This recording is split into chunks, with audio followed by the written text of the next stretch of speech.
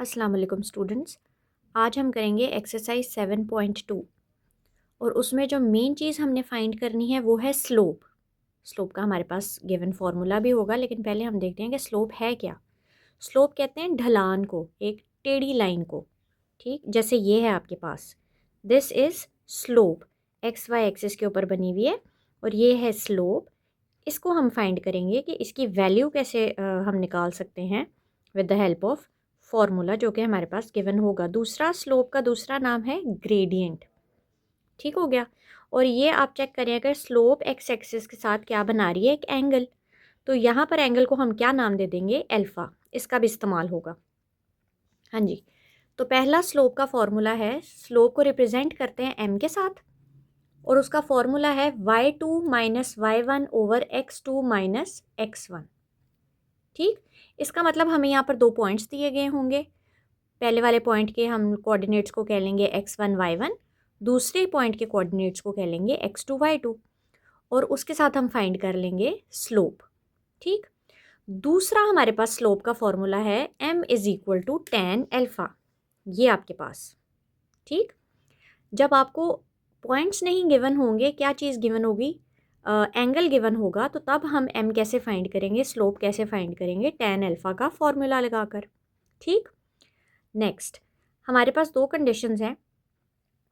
To lines are said to be parallel when m1 is equal to m2, यानी कि दोनों lines की अगर स्लोप सेम आ जाएगी, वो दोनों स्लोप के आंसर सेम आ जाएंगे, तो इसका मतलब वो दो लाइंस क्या हो जाएंगी, पैरेलल।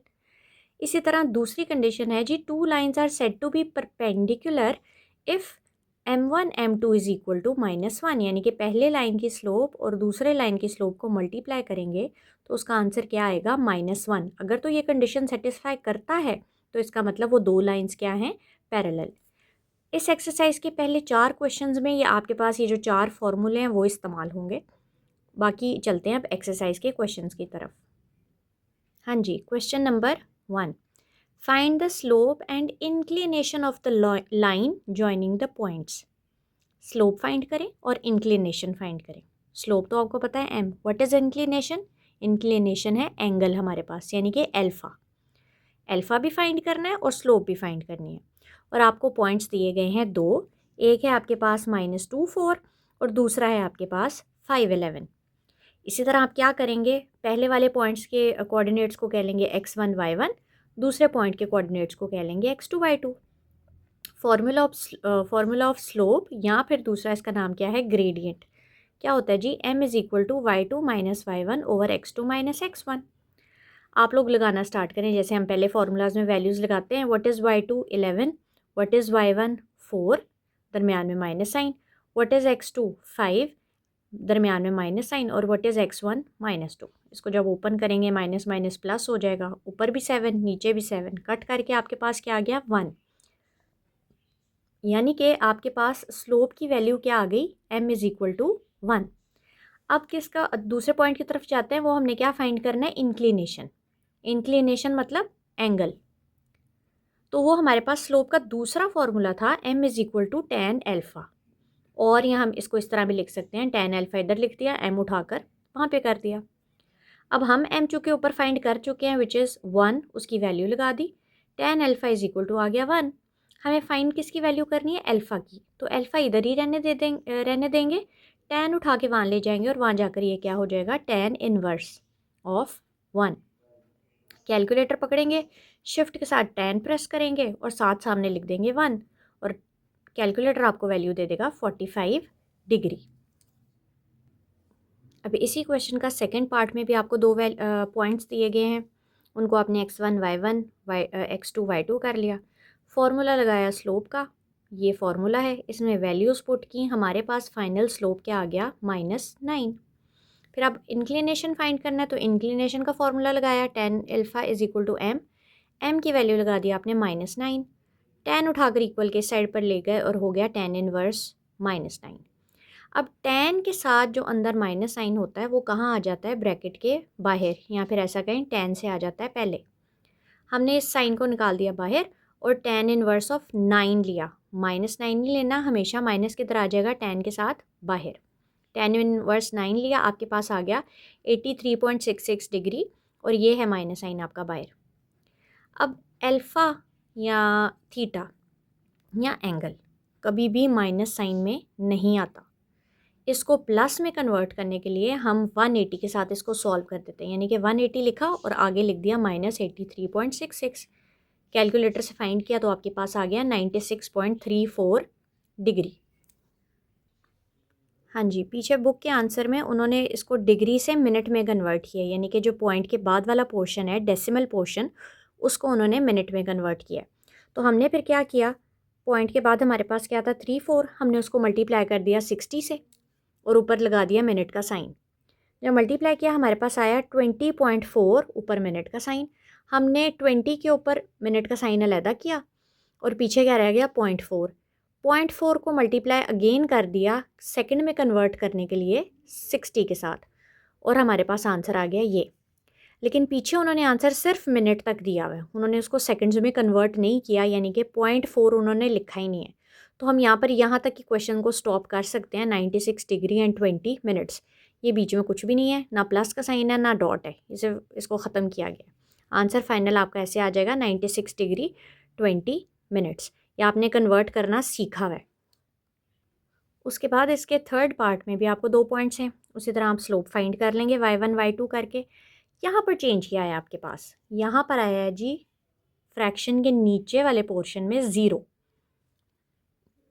और जब भी किसी नंबर के नीचे 0 आ जाता है तो उसका मतलब होता है इन्फिनिटी। ऊपर कोई भी नंबर हो चलेगा, चाहे आपके पास 1000 ही क्यों ना हो, 1 क्यों ना हो, लेकिन अगर नीचे 0 आ जाए तो वो पूरा कन्वर्ट किस में हो जाता है, इन्फिनिटी में। इन्फिनिटी का मतलब कि ये चीज़ सॉल्व नहीं हो सकती। ठीक, अब हम आ जाएंगे इंक्लिनेशन की तरफ। tan alpha is equal to m, alpha यहीं पे रहने देके tan इनवर्स, tan उठा के वहाँ ले जाएंगे, बन जाएगा tan इनवर्स ऑफ इन्फिनिटी। अगर आप याद करें तो टेबल जो था ट्रिग्नोमेट्रिक रेशियोज़ वाला, उसमें 90 डिग्री के ऊपर tan की वैल्यू थी इन्फिनिटी। आप वहाँ से टेबल से चेक कर सकते हैं, वहाँ पे आपको पता चल जाएगा that tan inverse of infinity क्या है, 90 डिग्री। ठीक, ये भी क्वेश्चन आपका हो गया सॉल्व। नेक्स्ट क्वेश्चन में कह रहे हैं bye means of slope show that the following points lie on the same line. के स्लोप को इस्तेमाल करते हुए बताएं कि जो नीचे हमने आपको पॉइंट्स दिए हैं 3, ये A B C, ये एक ही लाइन पर वाक़या हैं। इसमें नोट करने के लिए ये है जी कि if slope of these points are equal that means these points lie on the same line. ये कंडीशन है कि अगर तो इन पॉइंट्स की स्लोप सेम आ जाती है, हम पहले ए बी की स्लोप निकालेंगे फिर बी सी की स्लोप निकालेंगे। अगर तो इनकी स्लोप सेम आ गई तो इसका मतलब ये जो पॉइंट्स हैं ये एक ही लाइन पर वाक़या हैं। ठीक, तो पहले आपने क्या कर लिया जी, ए बी की स्लोप फाइंड की, हमने लिखा स्लोप ऑफ ए बी, ये लाइन का साइन है। ए पॉइंट पकड़ा, बी पॉइंट पकड़ा, m1 फाइंड किया, क्योंकि हम चूँकि अब 2 स्लोप्स फाइंड करें, एक इसकी फाइंड करेंगे और फिर एक इसकी फाइंड करेंगे, तो हमने इन स्लोप्स का क्या कह दिया, m1 और m2। पहली लाइन ये पकड़ी है तो इसलिए इसका स्लोप है m1। इसका x1 y1 x2 y2 slope का फॉर्मूला लगाया और फाइनल आपके पास आ गया m1 की वैल्यू 4। इसी तरह आगे स्लोप ऑफ बी सी निकालेंगे, बी और सी पॉइंट पकड़कर, वैसे ही सारा फॉर्मूला लगाकर आपके पास आ गया m2 की वैल्यू भी 4। अभी आपने चेक किया पीछे m1 की वैल्यू क्या आई थी 4, m2 की भी वैल्यू आई थी 4, तो इसका मतलब है that A B C points lie on the same line. जो हमने पहले नोट लिखा था कि अगर इन दोनों के स्लोप सेम आ जाते हैं, इसका मतलब ये दोनों ये जो तीनों पॉइंट्स हैं ये एक ही लाइन पर लाई कर रहे हैं। अब नेक्स्ट पार्ट, उसमें आपके पास 3 पॉइंट्स हैं पी क्यू एंड आर। इसमें भी आपने सेम चीज़ फाइंड करनी है कि दोनों के जो तीनों पॉइंट्स हैं वो सेम लाइन पर लाई कर रहे हैं, और उसके लिए आप इन तीनों पॉइंट्स की क्या निकालेंगे, स्लोप, 2-2 करके। तो पहले हमने स्लोप ऑफ पी क्यू निकाल ली, पी क्यू पॉइंट्स पकड़ के, जो कि हमने सारा सॉल्व किया तो हमारे पास आ गया 10/3। इसी तरह नेक्स्ट अब हम क्यू आर की निकाल लेंगे स्लोप। तो स्लोप ऑफ क्यू आर में क्यू आर पॉइंट्स पकड़े, उनके ऊपर सारा हमने स्लोप का फॉर्मूला लगाया, m2 कह दिया इसको क्योंकि ये सेकेंड लाइन थी। m2 फाइंड किया तो आपके पास आ गया 5/3। Sorry, it is not 5/3, it is 10/3। 15 में से 5 माइनस करो तो इट इज़ 10। तो ये आपके पास आ गया 10/3। अब आपने जब चेक किया तो m1 और m2 दोनों की वैल्यूज़ क्या आ रही हैं, सेम। इसका मतलब ABC lie on the same line.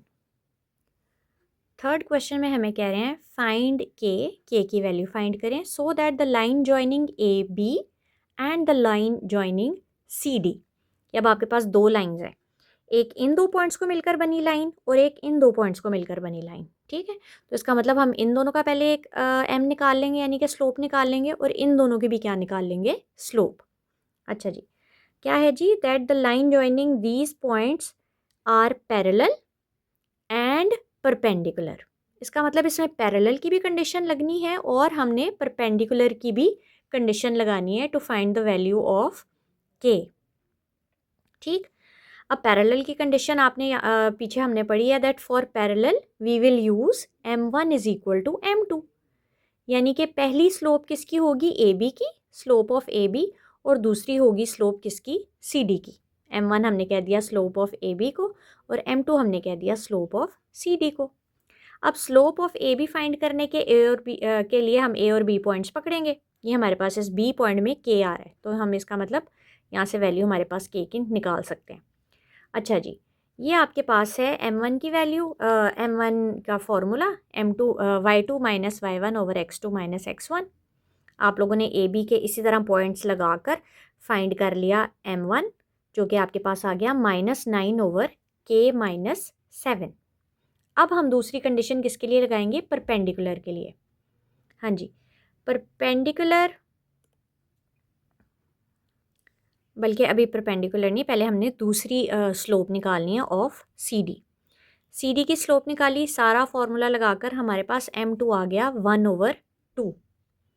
तो m2 की वैल्यू 1/2 आ गई, m1 की वैल्यू आपके पास है -9 ओवर k माइनस 7। पहली कंडीशन कौन सी है हमारे पास, पैरेलल की। पैरेलल की कंडीशन में क्या होता है, m1 is equal to m2। m1 हमारे पास आया है -9 ओवर k माइनस 7, इक्वल का साइन लगाया, और m2 आपके पास क्या आया, 1/2।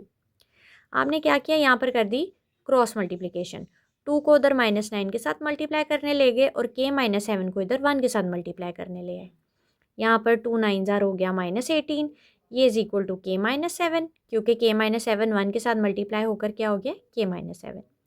-7 उठाकर चूँकि कांस्टेंट है, इक्वल के दूसरी साइड ले जाएंगे, दोनों को सॉल्व करेंगे, आपके पास आ जाएगा k की वैल्यू -11। अब नेक्स्ट उन्होंने हमें क्या बोला हुआ है कि परपेंडिकुलर के साथ भी फाइंड करें। तो हमने परपेंडिकुलर की कंडीशन लगा ली, हमारे पास क्या होती है, m1 m2 is equal to -1। हमने m1 की वैल्यू लगाई, m2 की वैल्यू लगाई, सॉल्व करना स्टार्ट किया।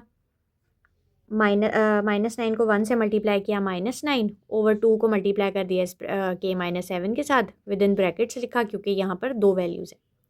अब ये माइनस साइन यहाँ का और वहाँ का माइनस साइन आपस में कैंसिल हो जाएंगे, और 2 इंटू k माइनस 7 वहाँ 1 के साथ जाकर मल्टीप्लाई हो जाएगा क्रॉस मल्टीप्लाई के थ्रू, और वहाँ मल्टीप्लाई होके 1 के साथ वैसे का वैसे लिखा जाएगा। 2 ब्रैकेट ओपन करेंगे, 2 को मल्टीप्लाई किया k के साथ, 2 को 7 के साथ किया 14। अब 14 चूँकि कांस्टेंट है तो उसको हम उस कांस्टेंट के पास ले गए, वहाँ जाके सॉल्व हो गया 23। 2 यहाँ पर k के साथ मल्टीप्लाई हो रहा था, इक्वल के दूसरी साइड जाकर हो गया डिवाइड, और k की वैल्यू आ गई आपके पास 23/2।